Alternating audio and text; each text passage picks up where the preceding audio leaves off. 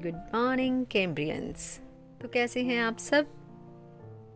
मुझे पूरी उम्मीद है कि आप सब अपने अपने घरों में अपने परिवार के सदस्यों के साथ स्वस्थ तथा सुरक्षित होंगे। मैं निशानंद कैम्ब्रिज इंटरनेशनल स्कूल दसुआ की ओर से एक बार फिर आप सबका हिंदी कक्षा में स्वागत करती हूँ, इस उम्मीद के साथ कि आप सब बच्चे अपना अपना कार्य समय पर पूरा कर रहे होंगे और ई लर्निंग के द्वारा आपको जो भी करवाया जा रहा है, जो भी टॉपिक जैसे पाठ या कविता या व्याकरण समझाई जा रही है, बच्चों उसको बड़े ध्यान से समझना, क्योंकि ध्यान से समझोगे तभी किसी भी प्रश्न का उत्तर आप दे पाओगे। तो बच्चों चलिए बताओ मुझे, आपने पिछली कक्षा में क्या पढ़ा था? हमने प्रकृति से संबंधित एक कविता पढ़ी थी। तो बच्चों हमारी कविता का नाम क्या था? पर्वत प्रदेश में पावस, और उसके कवि का नाम था सुमित्रानंदन पंत। तो इस प्रकार से बच्चों हमने सुमित्रानंदन पंत जी के द्वारा रचित कविता पर्वत प्रदेश में पावस की व्याख्या जो है वो हमने पढ़ी थी। और इस कविता में कौन से क्षेत्र की बात की गई है? पहाड़ी क्षेत्र की बात की गई है, जैसे उसके नाम से ही स्पष्ट है, पर्वत प्रदेश में पावस। मैंने आपको पावस का मतलब बताया था, पावस अर्थात वर्षा ऋतु। तो पहाड़ी क्षेत्र में होने वाली वर्षा ऋतु का वर्णन किया गया था कि पहाड़ों पर मौसम किस प्रकार से हर पल बदलता रहता है, हमने इसके बारे में भी पढ़ा था। इस कविता में हमने प्राकृतिक जो धरोहरें हैं, जैसे हमारे पहाड़ जो हैं, हमारे झरने जो हैं, वृक्ष जो हैं, पेड़ पौधे जो हैं, उनके विषय में भी हमने बहुत अच्छे तरीके से पढ़ा था। अलग अलग पद्यांश में अलग अलग चीज़ों का वर्णन किया गया था। जैसे पहले पद्यांश में किसका वर्णन किया गया था? पहाड़ों का वर्णन किया गया था कि पहाड़ी क्षेत्र में पहाड़ बहुत विशाल आकार में फैले हुए थे और उस पर उगे हुए जो पेड़ पौधे हैं, उनके ऊपर जो फूल लगे हैं, उन्हें कवि ने पहाड़ की आंखें माना था। और वो अपनी फूलों रूपी आंखों से अपने बड़े आकार को कहाँ देख रहे थे? नीचे जो पानी था, जिसने एक तालाब का रूप धारण कर लिया था, उस पानी में अपने बड़े आकार को देख रहे थे। और उस तालाब की तुलना किसके साथ की गई थी? दर्पण के साथ, आईने के साथ की गई थी कि जिस प्रकार आईने में या शीशे में हम अपना प्रतिबिंब देखते हैं, ठीक उसी प्रकार हम तालाब के स्वच्छ पानी में भी अपना प्रतिबिंब देख सकते हैं। और इस कविता में उस तालाब के पानी में प्रतिबिंब कौन देख रहा था? परछाई कौन देख रहा था? पहाड़। पहाड़ अपने विशाल आकार को उस पानी में देख रहा था। ये पहले पद्यांश में बताया गया था। तो बच्चों दूसरे पद्यांश में किसके बारे में बताया गया था? झरनों के बारे में बताया गया था कि पहाड़ों पर बहते जो झरने हैं, उनकी जो आवाज़ है, कवि को उनकी आवाज़ सुनकर ऐसा लग रहा था जैसे वो पहाड़ के सम्मान में गीत गा रहे हों। और झरनों की आवाज़ जो है, उनकी आवाज़ सुनकर क्या भर रहा था? रग रग में जोश भर रहा था, नशा सा छा रहा था। और जब झरनों का पानी बह रहा था तो उनके बुलबुले जो हैं वो किसके समान लग रहे थे? वो मोती की सुंदर लड़ियों के समान लग रहे थे। तो दूसरे पद्यांश में एक तो हमने झरनों के विषय में पढ़ा, दूसरा पहाड़ों पर उगे हुए जो वृक्ष थे उनके विषय में पढ़ा कि वृक्ष जो हैं वो उनके दिल के अंदर आसमान से भी ऊंचा उठने की आकांक्षा थी, अर्थात वो आसमान को छूना चाहते थे, वो पहाड़ों से भी ऊपर उठना चाहते थे। और कवि को ऐसा लग रहा था कि जैसे जो ऊंचे ऊंचे जो वृक्ष हैं वो चुपचाप आसमान की तरफ देख रहे हों। और वो कैसे देख रहे थे? एक टकटकी लगाकर ना टल सकने वाली निगाहों से, परंतु ऐसा प्रतीत हो रहा था जैसे वो किसी चिंता में डूबे हुए हों। और कवि ने यहाँ पर जो वृक्ष थे उनके मन के भीतर जो आकांक्षा थी, उसकी समानता किसके साथ दिखा दी थी? मनुष्यों के साथ, कि मनुष्य के भीतर भी, इंसान के अंदर भी आगे बढ़ने की चाह या कामना जो है वो होनी चाहिए। तो ये हमने दूसरे पद्यांश में पढ़ा था। तो बच्चों अपने तीसरे पद्यांश में हमने क्या पढ़ा था? हमने पढ़ा था कि अचानक से जो पहाड़ हैं वो अपने चमकीले पंख लगाकर, पारे के समान चमकीले पंखों के साथ ऊपर उड़ गया था।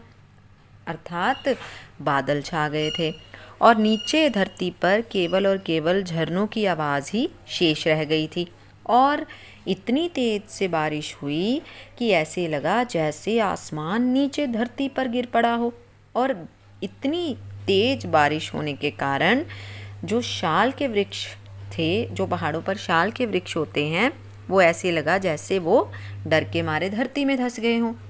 और बादलों के छा जाने से या फिर ठंड के समय जब पानी से भाप निकलती है तो ऐसा लगा कवि को जैसे तालाब में कहीं आग लग गई हो और उसमें से धुआं उठ रहा हो।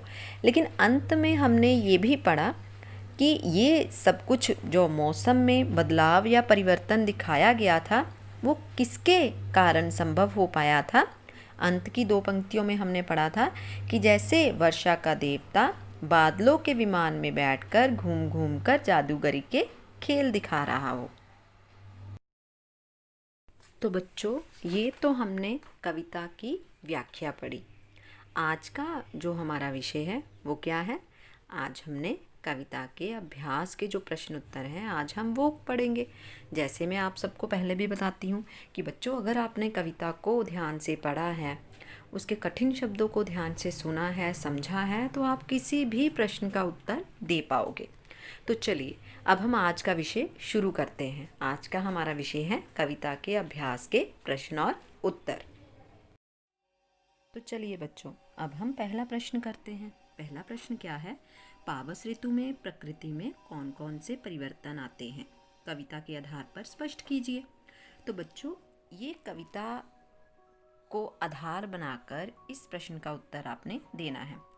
तो इसका मतलब ये है कि कविता में जो जो भी परिवर्तन आपको दिखाए गए हैं वो सारे के सारे परिवर्तन इस प्रश्न के उत्तर में लिखने हैं। जैसे इसका आरंभ कैसे करने, जैसे पावस ऋतु में पहाड़ के प्राकृतिक दृश्यों में कई प्रकार के परिवर्तन आते हैं। जैसे वर्षा की ऋतु के कारण सभी तरफ हरियाली ही हरियाली छा जाती है और पहाड़ के निचले भागों में जल भर जाता है जो विशाल तालाब सा प्रतीत होता है। जगह जगह पर तालाब बन जाते हैं। पहाड़ में वर्षा ऋतु में स्थान स्थान पर झरने फूट पड़ते हैं। जब पहाड़ से नीचे झरने गिरते हैं तो दूर से ऐसे लगता है जैसे पहाड़ पर कई मोतियों की लड़ियां लटक रही हों। काले घने बादलों के बारे में कवि कहता है कि जैसे पहाड़ अपने चमकीले पंखों को फड़फड़ाकर ऊपर उड़ गया हो। तालाब के ऊपर बादल उड़ते हुए धुएं के समान लगते हैं और ऐसे लगता है जैसे तालाब जल रहा हो और उसमें से धुआं निकल रहा हो। तो ये सारे परिवर्तन जो प्रकृति में दिखाए गए हैं वो सारे के सारे जो परिवर्तन हैं वो आपने इस प्रश्न के उत्तर में लिखने हैं। तो कुल मिलाकर हम कह सकते हैं कि पूरी की पूरी कविता की जो व्याख्या मैंने आपको बताई थी, आपने वो क्रमबद्ध रूप से उस व्याख्या को प्रश्न के उत्तर के रूप में लिख देना है। तो ठीक है बच्चों, तो चलिए अब हम दूसरा प्रश्न करते हैं। दूसरा प्रश्न है, मेखलाकार शब्द का क्या अर्थ है? कवि ने इस शब्द का प्रयोग यहाँ क्यों किया है? तो सबसे पहले मेखलाकार शब्द का अर्थ मैंने आपको बताया था। कविता के अनुसार मेखलाकार शब्द का अर्थ है कमरबंद अथवा करघनी के आकार की पहाड़ की ढाल। आपने कमरबंद और करघनी के आकार की पहाड़ की ढाल, ये किसका अर्थ लिखना है? मेखलाकार शब्द का अर्थ लिखना है। और कवि ने मेखलाकार शब्द का प्रयोग यहाँ पर क्यों किया है? पर्वतों की विशालता तथा फैलाव को दिखाने के लिए किया है कि पहाड़ों पर जो पहाड़ी क्षेत्र है वहाँ पर पहाड़ जो है दूर दूर तक फैले हुए हैं, इसलिए पहाड़ों की विशालता तथा फैलाव को दिखाने के लिए मेखलाकार शब्द का प्रयोग किया गया है।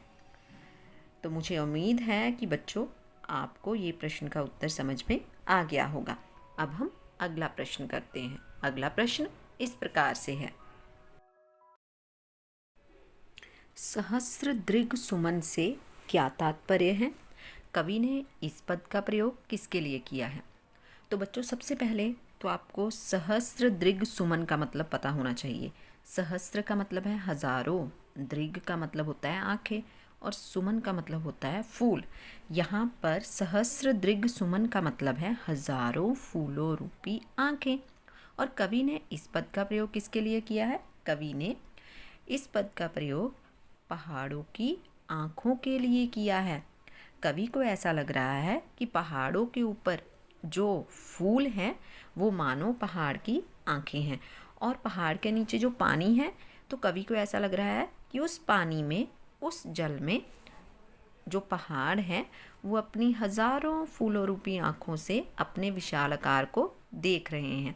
लेकिन वास्तव में ऐसा तो नहीं है। वास्तव में क्या है कि पानी में पहाड़ जो अपना प्रतिबिंब देख रहा है उसमें फूल भी हैं। तो कवि को ऐसे लग रहा है जैसे पहाड़ जो है वो अपनी हजारों फूलों रूपी आँखों से अपने बड़े आकार को नीचे जल में देख रहा है। इसीलिए इस पद का प्रयोग यहाँ पहाड़ों की आँखों के लिए किया गया है। अगला प्रश्न है, कवि ने तालाब की समानता किसके साथ दिखाई है? तो बच्चों, कविता में ये बताया गया है कि तालाब जो है वो किसके समान लग रहा है? दर्पण के समान। दर्पण क्या होता है? आईना या शीशा। कि जिस प्रकार हम दर्पण में या शीशे में या मिरर में हम अपना प्रतिबिंब, अपनी परछाई देखते हैं, ठीक उसी प्रकार तालाब का पानी जो है स्वच्छ है, साफ है, और उसमें भी हम अपना प्रतिबिंब देख पाते हैं। यहाँ पर जो पहाड़ है, पहाड़ अपने प्रतिबिंब को तालाब के पानी में देख रहे हैं। इसीलिए तालाब की समानता किसके साथ दिखाई है कवि ने?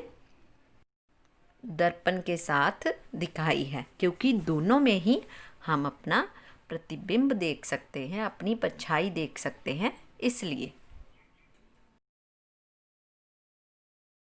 अगला प्रश्न है, पर्वत के हृदय से उठकर ऊंचे ऊंचे वृक्ष आकाश की ओर क्यों देख रहे थे और वे किस बात को प्रतिबिंबित करते हैं? बच्चों, इस प्रश्न का उत्तर जब कविता की व्याख्या हमने समझी थी तो उसमें बहुत अच्छे से बताया गया था कि जो ऊंचे ऊंचे वृक्ष हैं वो पर्वत के हृदय से उठकर आकाश की ओर क्यों देख रहे थे? क्योंकि वो आकाश को छूना चाहते हैं। उनकी इच्छा है कि वो पहाड़ों से भी ऊंचा उठ जाएं। और वो किस बात को प्रतिबिंबित कर रहे हैं? वे सोच रहे थे कि वे कब आकाश की ऊंचाइयों को छू पाएंगे, वे किस उपाय से इतना ऊंचा उठ सकेंगे। उन्होंने अपने मन में पहाड़ से भी ऊंचा ऊपर उठकर वो आकाश को छूने की इच्छाएं अपने मन में लिए हुए थे। तो ये किस बात को प्रतिबिंबित करते हैं? बच्चों, इस या इन वृक्षों के माध्यम से कवि ने इंसान को ये समझाने की कोशिश की है कि हमें अपने मन के अंदर कौन सी इच्छाएं रखनी चाहिए, कौन सी कामनाएं करनी चाहिए कि हमने आगे बढ़ना है। और रास्ते में चाहे जितनी भी कठिनाइयां आएं, लेकिन उन कठिनाइयों को दूर करते हुए हमने आगे ही आगे बढ़ते जाना है और ऊंचा उठना है। तो इस प्रकार से इस प्रश्न का उत्तर आपने देना है। तो हमारा अगला प्रश्न है, शाल के वृक्ष भयभीत होकर धरती में क्यों धंस गए? सबसे पहले तो आपको भयभीत का मतलब पता होना चाहिए। भयभीत का मतलब होता है डर। तो जैसे कविता में जब हमने व्याख्या पढ़ी थी तब आपको ये बताया गया था कि वर्षा ऋतु में जब बहुत तेजी से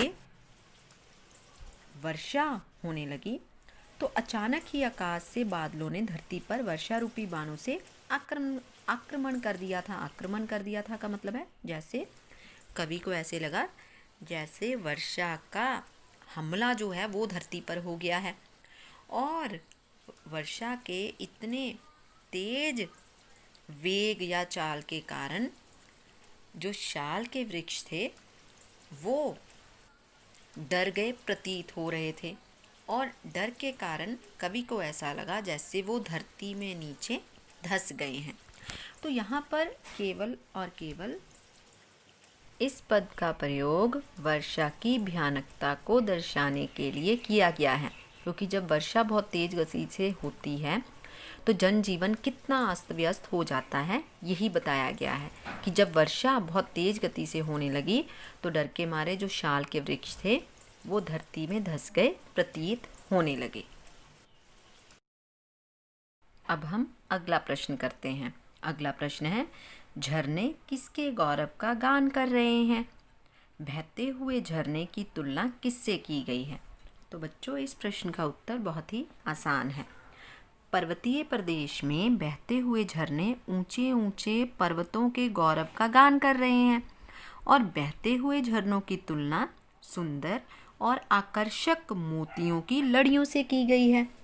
पर्वतों पर झाग से भरे झरने बहते हुए मोती की सुंदर लड़ी के समान सुंदर लग रहे हैं। तो बच्चों, ये तो हुए हमारे अभ्यास के प्रश्न उत्तर। अब अभ्यास के प्रश्न उत्तर करने के पश्चात इसके भाव स्पष्ट कीजिए भी करते हैं। भाव स्पष्ट में क्या होता है कि एक एक कविता की पंक्ति, एक या दो या तीन कविता की पंक्तियां जो हैं वो दी गई होती हैं और उन कविता की पंक्तियों का भाव स्पष्ट करना होता है, अर्थात उन पंक्तियों में क्या कहा गया है ये बताना होता है। तो चलिए अब हम वो करते हैं। तो पहला जो भाव स्पष्ट करना है वो है टूट पड़ा भू पर अंबर। बच्चों, जब भी कभी भाव स्पष्ट करना आ जाए तो सबसे पहले हमें ये लिखना होता है कि ये पंक्तियाँ किस कविता से ली गई हैं। जैसे ये पंक्तियाँ जो हैं पर्वत प्रदेश में पावस कविता में से ली गई हैं और इसके कवि का नाम है सुमित्रानंदन पंत। ये लिखने के पश्चात फिर आपने इसका भाव स्पष्ट करना है कि इन पंक्तियों के माध्यम से कवि ने ये बताया है, कवि ने वर्षा ऋतु का वर्णन किया है और वर्षा ऋतु का वर्णन करते हुए कवि कह रहे हैं कि बादलों से इतनी तेज वर्षा हुई जैसे आकाश धरती पर टूट पड़ा हो, अर्थात आकाश जैसे धरती पर गिर पड़ा है।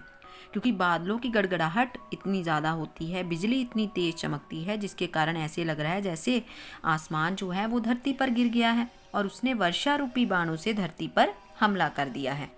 तो इस प्रकार से आपने ये भाव स्पष्ट करने हैं। जो एक या दो पंक्तियां दी गई हैं और जो आपको व्याख्या में बताया गया है उसी रूप से आपने इसका उत्तर भी देना है। तो बच्चों, अब हम दूसरा भाव स्पष्ट करते हैं। यूं जलद यान में विचर विचर था इंद्र खेलता इंद्रजाल। अब ठीक वैसे ही पहले आपने कविता का नाम और कवि का नाम बताना है, फिर उसके बाद आपने इसका भाव स्पष्ट करना है।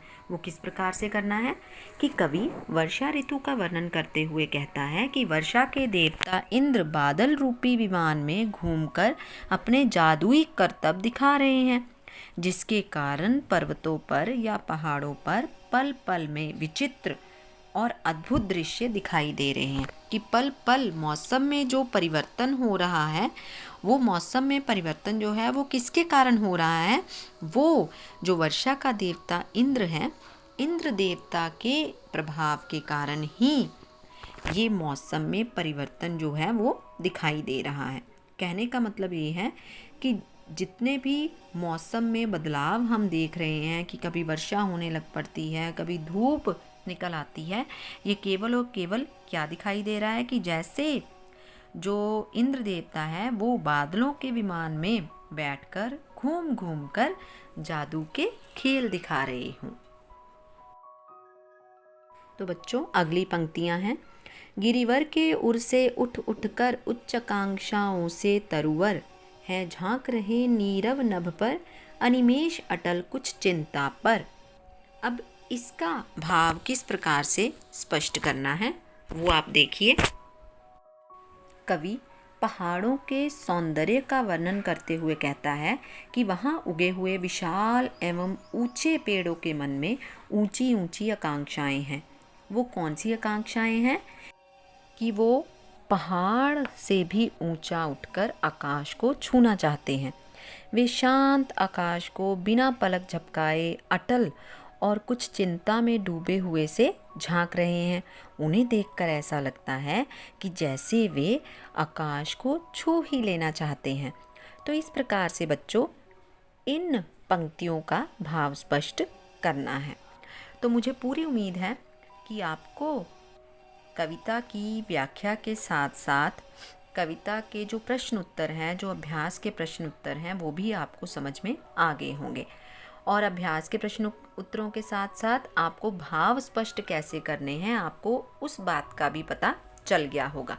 अब आपका काम है कि आपने इन प्रश्न उत्तरों को कहाँ पर लिखना है, अपनी अपनी नोटबुक्स पर लिखना है, ताकि आपकी एक बार प्रैक्टिस और दोहराई हो सके। क्योंकि लिखा हुआ जो काम होता है वो हमें साथ साथ में याद भी हो जाता है और हमारी दोहराई भी हो जाती है।